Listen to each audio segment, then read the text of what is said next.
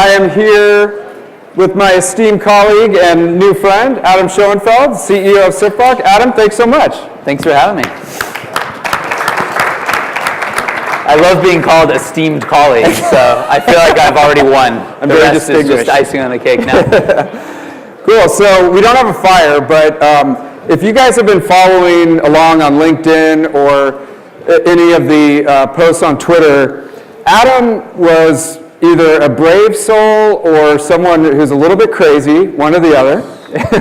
But he is the CEO who actually jumped in and became an SDR at his company for a period of time and lived to tell about it.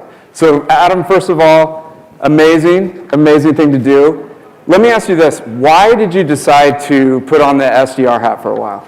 Yeah, it was mostly just to learn. I mean, it was maybe kind of a weird or crazy idea, but I'm fortunate. So my company is a small company. We're not venture backed, we're bootstrapped. So we run on our own cash flow. I have a lot of control over what I get to do. Yeah. So I was interested in learning about outbound, learning about prospecting more, thinking about how we could apply that to our business. And I'm like, okay, why don't I just go do this myself for a couple of months?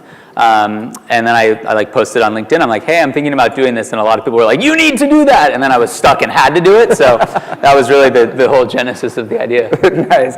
So you're held accountable by the social community. I was. Once I did that, and people came out of the woodwork like, oh, I did something kind of like this, and it was great. And so there was such overwhelmingly positive like feedback and ideas that I got from just like putting that idea out there that I was like, okay, I need to actually like spend time on this and okay. Go into it. Yeah. All right, so you decide to do it. Okay, so take us through like, how did it work? Where did you start?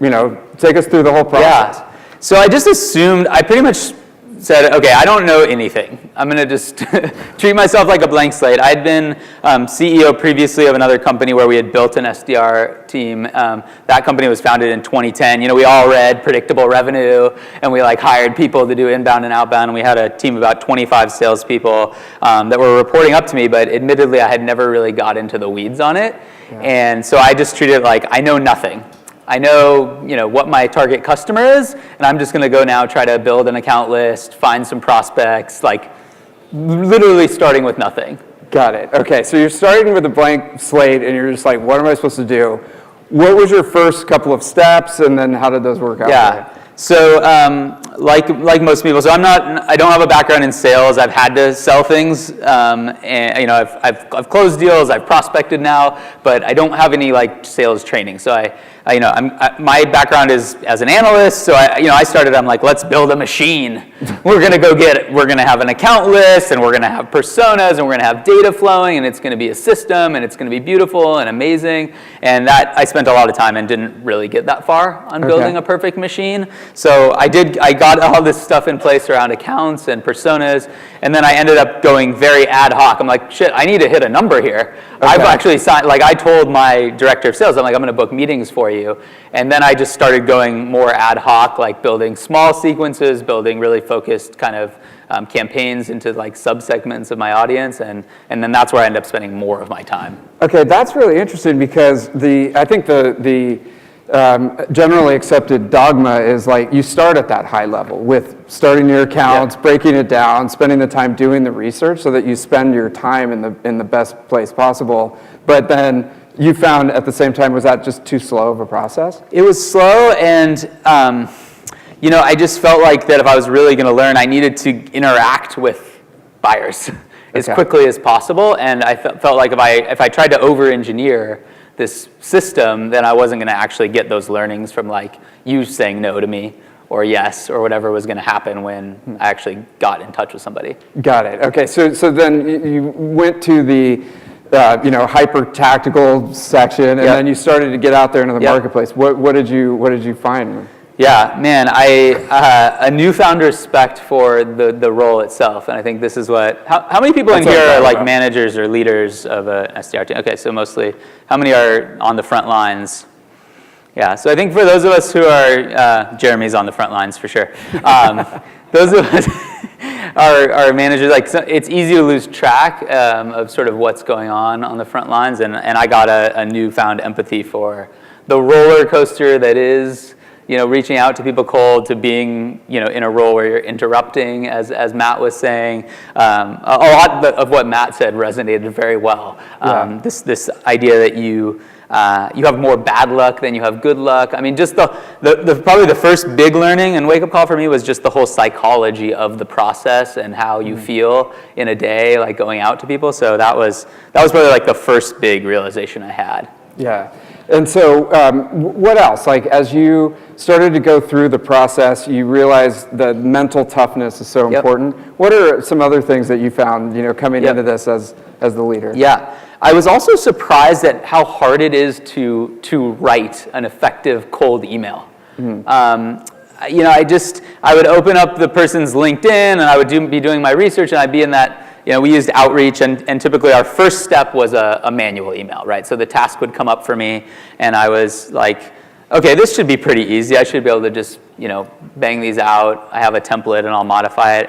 But I found that, really, if I put myself in that buyer's shoes and thought, is this going to cross the bar of relevance and personalization for that person? Like, it's a high bar, and they're getting a lot in their inbox, and I didn't quite connect with that. So I think that sort of woke me up to, if we're just sitting there like pound activity, to our SDR teams, there's a lot of nuance to how you craft your message and how you do it on a one-to-one basis for each buyer that you're trying to engage. And I mean, maybe I'm just slow, but I kind of thought, well, no, we can just go, and it's maybe not that nuanced, but just gut check it. Like, based on that experience and looking at it from a high level as a CEO, like what metrics would you look for from an SDR team based on the fact that you did it and you're like, the old way that we measure this didn't really resonate with you? Yeah, I'm not so sure on the metrics that I would change, but I would definitely change sort of the focus to be about buyer understanding and empathy, and some of the stuff Liz was saying about like that experience that they're having, right? That it really kind of opened my eyes to that piece versus just, this is an activity game. Let's think about how many people we need and how many calls and emails and like how much throughput we can get on the machine. I started kind of waking up to a lot of the more nuanced side of like, hey, we really need to understand our buyer. We really need to have empathy for them and their situation, and we need to have our frontline people get that. Which it was kind of like, part of it was easier for me because I'm like a founder of the company. Like, I know the product, I know a lot of the customers, but I was thinking, wow, that's going to be really hard to get a young person who's maybe never been a buyer before to come in and be able to feel that and then express that when they go out to prospect. Yeah, and do you have any suggestions maybe for how we can bring our SDRs up to speed? I mean, if someone's just coming out of college and now they come in, they've got to understand the world of a buyer who's been in the business for 20 years, and we're throwing them to the wolves. What kind of support can we offer them based on your experience? Yeah, I think we really have to show them what it's like, right? Look, what is it like to be a busy executive who's getting 100 emails a day, right? We have to like tell that story and paint that picture into a way that they feel it. And I think that can be done by having them come on with the customer success managers and actually talk to customers, right? Having them like engage with their own executives and see what they're going through. Like, let me just show you, man, this is a pitch that I got that worked for me or didn't. But I think we have to invest time in that process and know that it's going to take a while, because at least for me, I kind of had looked past that. Like, well, they'll figure it out and we'll just get a bunch of appointments. But that was one of the big wake-up calls for me, is that kind of building that empathy is not easy. From a sales perspective, a lot of SDR programs report to sales. And at a higher level, how can the sales, VP of sales support the SDR team? Yeah, I think it's some of those same things, like training, understanding the customer, right? That to me is the big thing that you need, right? Like all the tools and tactics and all that, I think is less important than knowing your customer. Because I found, I'd get a lead that I was, kind of had queued up for myself, and I'd pop it open. And a lot of times I just knew intuitively, because of how much context I have about the business, I just know that's not a good fit customer, right? Like they had checked all the boxes on the ICP to get into my queue, but then I I just knew like this isn't somebody I should spend a lot of time with.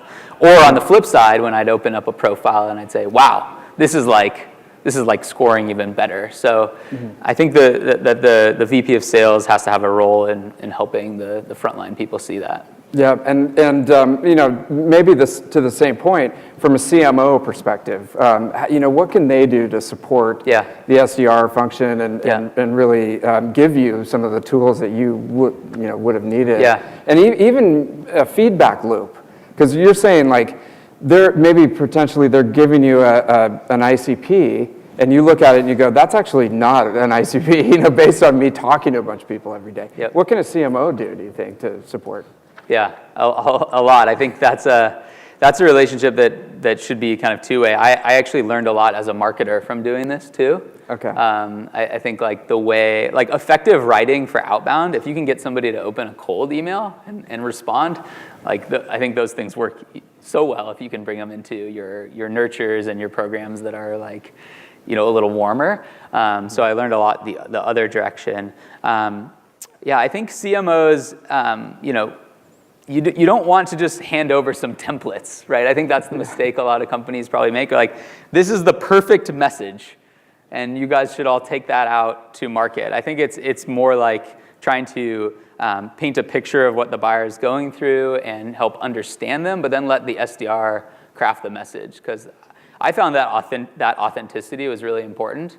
In my metrics, like when I was able to personalize and get really narrow in a kind of campaign or a group of people I was reaching out to, it worked like 4 times better than if I just took kind of a more generic template for the persona and you know, ran it through. Definitely. So it sounds like from the CMO perspective, it's almost education of the buyers and the targets, and bringing the SDRs into that education so that they feel comfortable with what the pain points are. Yeah. Yeah. I think more CMOs could do this kind of thing too, where they actually go, you know, do we have any CMOs grab the wheel in the audience? No? Okay. Well, I get some tell CMOs reach out to me and VPs of marketing. They're like, hey, I saw you did this thing. I'm thinking about doing it for a couple of days. You know, nobody wants to do it for 2 months. A couple days, come on. A couple of days is a good start though, right? Yeah, like I think the understanding that you'd get from reaching out to 20 people would be immense versus never having put your hands on the wheel of doing any prospecting. Yeah, no, and I think it resonates too with the SDR managers and directors that could be in the audience. You know, I think we get promoted to become an SDR manager and a director, and it's like, oh, yes, I never have to make another cold call again. You know, but you know, even jumping in and making some calls and getting in there and working the actual SDR job would benefit, you know, that group as well. Yeah, for sure. Yeah. Well, good. Well, we've got a couple more minutes. Does anybody have any questions about Adam's experience or anything that you were wondering about? Yeah. Thank you so much, by the way, for doing this.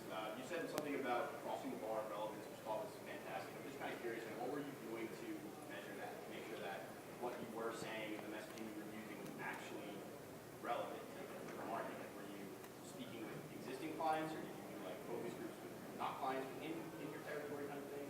Yeah, good question. I mean, I was looking at response rates, right, as one thing, but then I also looked at what had worked for like our paid ads and tried to map some of those messages in, because I figured that would be a good signal to use. So I was starting with 0. We had no historical data on outbound. So I looked at what other marketing campaigns and headlines and social posts had done well, and then I tried to like map those in and then kind of personalize them one-to-one for the people I'd reach out to. That's great. Try on this side.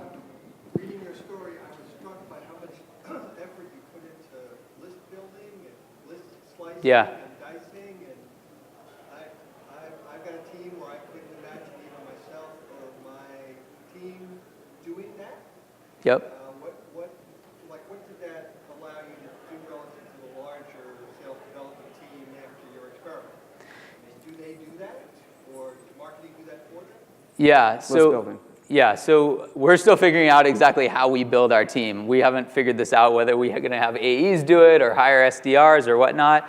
But we used a few different tools that ultimately helped a lot. I probably did too much manually at first. We used Lead IQ a little bit, you know. So shout out to Jeremy. I'd love to have, used more tools. We did this on a very, bootstrap type of budget. We found really good success as well with Upwork and having people, sort of virtual assistant type work. I ended up filling in a lot of fields that were non-standard fields, like what was somebody's last job, and little bits of information that would be specifically relevant to us, like do they do webinars was a good signal for us, which you couldn't get from most of your sources. So that was another thing that we found that has helped it so that the actual frontline people don't have to spend all their time building lists. Yep. We got time for a couple more? Yeah, all the way in the back. How did your first live conversation go? So I did not. You guys will get mad. I didn't place any cold calls. I only opened with email, and then I followed up on the phone. The very first meeting that I had with somebody went horribly. I messed up scheduling the thing. I put the wrong link in. She couldn't dial in, and then she got on and was like, I have no time for this, so you have 5 minutes, basically. So that's how it went. Sound about right? Okay. I was like, okay, I need to figure out all those things now, and That's we a day in kind the of life, sat down. right? Yeah. Yep. That's why you need that mindset. We get one over here. When you were reaching out, were you obfuscating the fact that you were CEO? And if you were, do you think that affected sort of the response that you were getting? That's a good question. I did not obfuscate it. So I used my own name. So if they went on LinkedIn, they'd find me, and I put it, and it was still in the bottom of my signature. And that's because, I figured any SDR would use every advantage they could to get a meeting. I had a goal too. So I don't really know quantitatively if that had an impact, but I do know that lots of people still shut me down, and most people still ignored me. So I don't know that it meaningfully changed the numbers. Yep. We got time for one more. Ryan. How did you guys handle the handoff? The handoff. So we would I would either book directly to our director of sales, Katie. I was setting meetings for her, to her calendar through Drift, which we use for scheduling and booking demos. Or I would, just depending on how the exchange had gone, or I would loop her into the email, and then she would sort of take over on the scheduling. And I would always join for that next call. So I'd make an intro on the call and say, hey, thanks for responding. Like, I reached out to you about this use case, and we connect on this, and Katie's going to kind of take over from here. Can I ask a follow-up to that really quick? Yeah. Did you have a tendency where the deals you're working and involved in, they wouldn't leave you alone afterward to keep you involved? Not really, no, actually. They were pretty respectful of that part of the process, but I tried to stay in the loop because I really wanted to close. I wanted those deals to close. I was like, I worked really hard for that meeting. I had to reach out to 9 people to get one meeting, so you better work hard on this deal. Yeah, nice. Well, Adam, thank you so much for sharing your learning. I got one more question for you. Would you do it again? Look, I have huge respect for people who do it. I learned a lot. I would do it again. I would do this again with another part of the business or something I want to learn, because I think getting into the actual flow of what happens tactically is really valuable. So as a learning thing, I would do it again if I had the right context like I have at Siftrock, where I have some freedom to be able to do weird things. Nice. Well, thanks so much. Really appreciate it. And Adam's going to be around today for a little while, right? Yeah, I'll do it. And